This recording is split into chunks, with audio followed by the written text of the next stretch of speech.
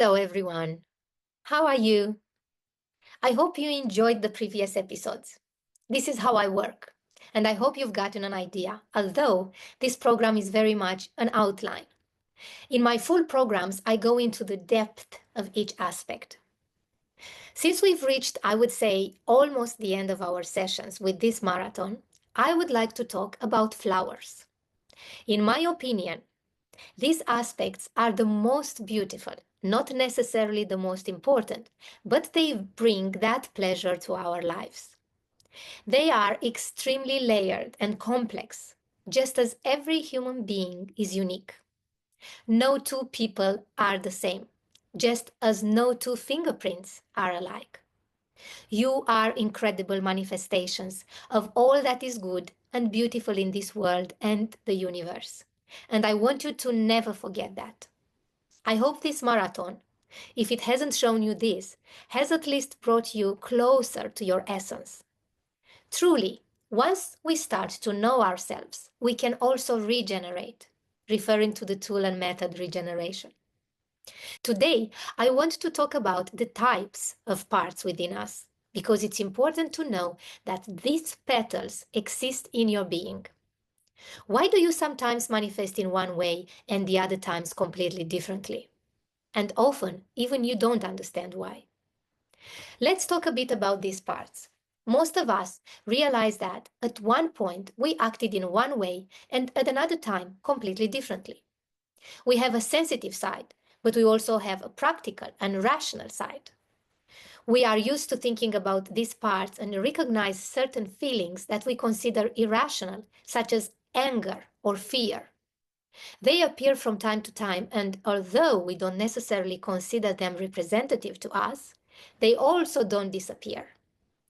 This makes the situation complex because we no longer know exactly what is truly in our best interest. For example, we think about how our life would be with more self discipline, which would help us live a healthier life. However, when certain behaviors, such as anger or fear, reappear, then can generate actions that bother us because we see them as a deviation from what we should be doing, from our norms. My method views human beings as a very complex system, similar to a flower, with various parts that interact and represent natural deviations of the personality. What does this mean? It means that in you, there are multiple facets, as if you were a diamond with many sides. However, you are much more than that, because at the center of that diamond, there is a lot of light. Not only do you reflect light, but the diamond that you are also generates it. The parts within you are like facets or entities, but they are alive. They are not just images or things that existed sometimes in the past. These parts have personalities. They are self-sufficient. And as you begin to engage with them, they can harmonize. You can have dialogues with them. They have essence and, of course, their own feelings, beliefs, motivations, and memories. For example, a part of you could be the adolescent who remembers certain things, while another part, perhaps the child, may not remember much. It's important to understand that all these parts within you have a motivation for everything they do. Nothing is done out of habit. It's not just a learned way of thinking or adopting a certain behavior. Every behavior within you, carried out by a certain part, has a reason, even if that reason is unconscious. We all have what I call parts, and we can illustrate this through common thoughts, such as a part of me wants to go to the party, but another part wants to stay home. Or a part of me wants to be with that person, but another part doesn't. These parts are evident within us, manifesting through our lives, each with its own personality, temperament, way of being, and of course, a wide range of emotions. We can observe these feelings, thoughts, and sensations, and we can talk to them. This is what I want to show you today. You can converse with these parts. If you ever worked with me in the regeneration program, you will have the opportunity to explore this process. I believe it is the most complex blockage healing program worldwide. I look forward to seeing you there, where you'll be able to talk to these parts of yourself. I will also work with you to show you how this process works. Let's see what happens when we ask these parts within us questions. The Harvard University professors, including Richard Schwartz, the head of the psychology department at Harvard, have found that it is possible to talk to our parts. You don't necessarily need a guide, though much like when climbing a mountain, it's easier with one, and it might be good to do that for a while. But you can talk to your unconscious parts. Can you imagine the level we are at and the times we live in? It's something that even therapists rarely achieve. If we ask what the motives are for these parts to appear, they will respond. Behind their behavior lies a specific desire. Our parts appear because they want to protect us. They want for us what we desire for us: connection, validation, and love. Even addictions, fears, or other manifestations in your being come from love. It's remarkable to understand that, just like people, these parts live in a community and form their own internal system. Within you, there exists an entire system. We have a critical part that might not tolerate another part that is more lenient, or a part with an addiction, say to alcohol, that argues with the critical part, and so on. Inside you, there is a complete system. If until now, during this marathon, we've talked about the regeneration tree and the system at the roots level, now we begin to discuss the system within your being, about the flower, about your parts, which I consider to be the flower of the tree, representing who you truly are. They live in a real community and form your internal system. Until now, we worked on your external system, meaning your family. Now we work on your internal system. So, within your internal system, all sorts of alliances, friendships, connections, and conflicts develop. There's a lot of activity inside, and when these parts that are more vulnerable, let's say you have a childlike part within you that feels unloved or ashamed, there are other parts, perhaps more masculine, that come to defend that vulnerable part. They might say, "What happened? I'm sorry, don't worry, I'm here for you." This is what happens inside you. There are parts that have suffered, and there are parts that protect those wounded parts. You can see how beautiful this process is, full of love. These protective parts, which I call protectors, try to do two things. One, to push the wounded part away, to exile it somewhere far so that it won't get hurt again. In this way, the wounded part is pushed out of our awareness, ensuring that the wound won't be repeated. For example, let's take a specific case. Helen was abandoned at birth by her mother. A protector within her decided that she would never attach to people again and would never allow anyone to get close to her, because when someone does, she gets abandoned.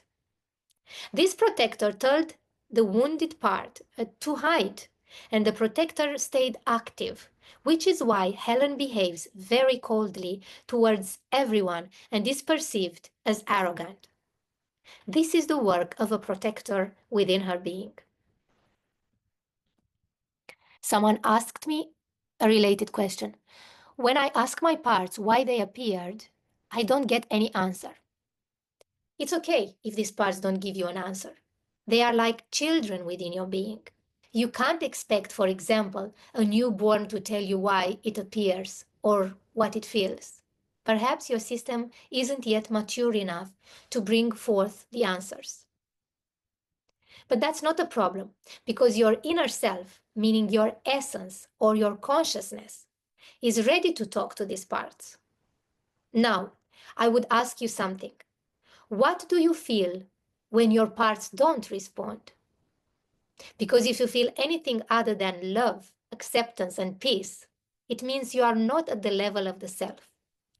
This means that one of those little children has taken control. The self isn't bothered if a little one doesn't answer. If you were divinity, would you be upset if a little child didn't respond to you? Ideally, the self, like the sun, should sit on the throne of our consciousness. Then we can manifest as many aspects of the self and its qualities as possible, which we all naturally possess from birth. We've been fortunate enough to receive a whole saga of gifts right from the start. Returning to our topic, I was telling that generally protectors either push the wounded part away, telling it, hey, go out there and don't manifest for a while, or they react quickly by sorting to compulsive behaviors. This is where excessive anger, addiction, workaholism, and many other maladaptive coping mechanisms begin. There are essentially two types of protectors: managers and firefighters. Let's start with the managers. These are the parts that focus on maintaining social connection with others and aim to hide those qualities they associate with weakness or consider inappropriate. The main tool that managers use is inhibition. They can lead to many forms of manifestation, such as symptoms of mental stress, dissociation, avoidance, and self-criticism. These are the protectors I refer to as managers. And of course, there is a second category of protectors called firefighters. They make very quick decisions to extinguish pain immediately. For example, if a part of you is suffering, the firefighter might decide to drink alcohol, eat 10 chocolates, watch 10 tear-jerking movies while eating Nutella, or spend all night partying in a club. This is how they seek to relieve emotional pain. They respond to inhibition with rebellion and disinhibition. And because their strategy needs to work quickly, these parts never think about the consequences. In general, firefighters are the ones who develop dependencies on substances, compulsive eating behavior, pornography, or other high-risk behaviors. We sometimes use those to distract ourselves from suffering. Thus, whether it's about managers or firefighters, all these protectors try to banish emotional pain from our consciousness. They don't understand that hiding the vulnerable parts will only increase the fear and pain these parts feel. When these exiled parts, which feel fear, manage to reach the area of consciousness, the protectors exclude them again, and this cycle repeats endlessly. This process consumes a lot of mental and emotional energy, and of course, our lives shouldn't be a ping pong between inhibition and rebellion. Beyond these parts, we all have an innate quality and resource. This is the light within us, which represents compassion, awareness, and wisdom. This is our essence, our self, and most people are not aware of this resource. When we no longer identify with our parts, when we no longer believe we are just a petal, but understand that we are much more than that, and we access our true self, we can truly heal the emotional wounds of the past, both personal and relationship related. So, in conclusion, the parts have their own feelings, thoughts, attitudes, and various roles. Each part has its own function, talents, skills, and interests. Even an aggressive part has a positive intention and comes from love. This is why exiled parts, which are vulnerable and rejected, exist. They are kept in the subconscious, while protective parts, such as managers and firefighters, do their job either through inhibition or other methods to distract from emotional pain. If you have questions in this regard, let's look at an example. Someone asks, my managers are on the front line. How can I relax the resistance? I feel exhausted and always on edge. The answer is to let them be. If you feel they agitate you and make you feel guilty for not doing something, the best approach is to accept them. Your resistance is a protector trying to safeguard you. You might want to reject or annihilate this part, but you need to learn to relax and be attentive to your needs. Another question. Can we be both firefighters and managers? Yes, but you are not these parts. They are just aspects of you. I remind you that you are pure light and love. You are not these parts. They only make up your personality. The important thing is to work with these parts and understand that, essentially, you are more than that. How do I know if the answers received are from parts or from the inner self? You should know that the self does not speak in words. The self is beyond the mind and words. If you feel peace, love, and compassion toward yourself and others, it means you are in touch with the self. If your mind is filled with ideas and thoughts, those answers come from your managers or firefighters. Intuition does not come through words, but through a deep feeling. Someone tells, my parts are like Rambo soldiers, armed to the teeth and stubborn, but I am the commander. The command is mine now. Very well. I'm glad. Very well. Just accept it. Another person. I visualize the self. I don't know. It was wonderful. I feel it, but I don't know how to let it express itself. Just step aside. That's all. Stay calm. If it needs to manifest, just step aside. Anna says, I would like only the self to be in charge. Well, look, you are already doing this work. You are heading in that direction, right? Another person. In the case of polarity, we are talking about parts? In my opinion, yes. If you go to a psychotherapist, they might tell you something else, but in my opinion, yes. Julia, I'm interested in how I can calm the manager. I can't explain you a process that takes several months in a second.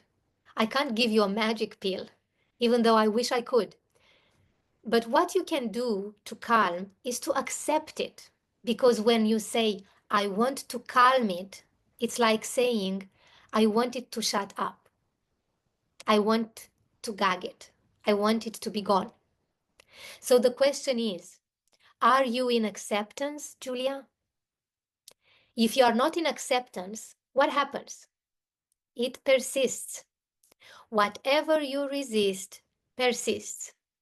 So if you want to calm the manager, it means you are opposing it. And then what do you think will happen? Exactly. Like when you push a ball underwater, it will bounce back to the surface with even greater force. All these parts we've talked about are like little children. How do you calm children? You say to them, I'm here for you. You love them. You do the same with your parts. Show them lots of love. Kisses to all of you, my dears, and I'll see you in the next and last session. I carry you all in my heart.